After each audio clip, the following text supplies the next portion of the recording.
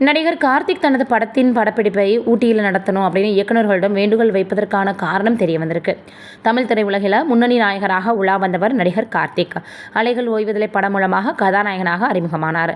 ரஜினி, கமலுக்கு இணையாக இவருக்குன்னு ரசிகர்கள் பட்டாளம் இருக்கு. தமிழ் சினிமாவில் நல்ல ஒரு கதாநாயகனாக வலம் வந்தார். இவர் படப்பிடிப்புக்கு முறையாக வராததும், பணத்தை வாங்கி கொண்டு திருப்பி தராததும் குறித்து இயக்குனர் பாரதி கண்ணன், தயாரிப்பாளர் பாலாஜி பிரபு, காஜா மைதீன் ஆகியோர் சமீபத்தில் கொடுத்த பேட்டி வைரலாச்சு. அதேபோல் இவர் தன்னுடைய படங்களில் ஏராளமானது தொப்பி அணிஞ்சுக்கிட்டு நடிச்சிருப்பார். மேலும் அவரது படங்களில் கதைக்களம் ஊட்டியில் அமைஞ்சிருக்கும். அதற்கு காரணம் என்னன்றதை ரோஜா கம்பைன்ஸ் தயாரிப்பு நிறுவனத்தின் உரிமையாளர் தயாரிப்பாளர் காஜா மைதீன் விளக்கமாக சொல்லியிருக்காரு. அவர் கொடுத்துருக்க பேட்டியில், ஆனந்த பூங்காற்றை படத்தில் 25 நாட்கள் கார்த்திக்கு படப்பிடிப்பு. நடிகர் கார்த்திக் 22 லட்சம் கேட்டார். கொடுத்து ஒப்பந்தம் செஞ்சிட்டோம்.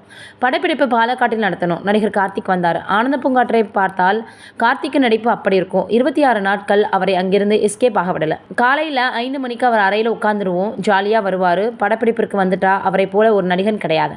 அற்புதமான நடிகர். படப்பிடிப்பிற்கு வந்தால் ஒரே ஷாட்டில் நடிப்பார். ஆனந்த பூங்காற்றை படத்தில் ஒரு நொடி தவறிந்தால் அவரும் குழந்தையும் உயிரிழந்திருப்பாங்க. அப்படி அவர் பார்த்தோன்னா குதித்திருப்பார். 2000 பேர் படப்பிடிப்பை பார்த்து அந்த காட்சியில் 2000 பேருமே அழுதாங்க. நடிப்பு தான், ஆனால் மொத்த பேரும் அழுதாங்க. மகா கலைஞன் 20 நாள் முடித்தோம். ஒரே ஒரு பாடல் எடுக்கணும். வெயில் காலத்தில் அந்த பகுதி சாலை ஆகிவிடுமோ. அதே போல் மழைக்காலத்தில் தண்ணி தேங்கி கடல் போல் ஆகிடும். படகு எல்லாம் போகும். உண்மையில் வெயில் அதிகம்.